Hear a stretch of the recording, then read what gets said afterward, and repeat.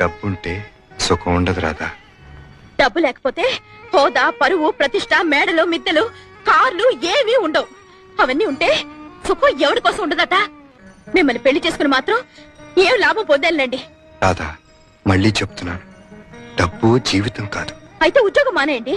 జీతం లేకుండా ఎలా బ్రతుకుతాం? డబ్బు జీవితం కాదన్నారుగా మరి. బ్రతకటానికి కావలసినంత కావాలి. ఆ బ్రతికే ఇంకాస్త సుఖంగా గడపడానికి ఎక్కువ డబ్బు కావాలి అంటున్నాను.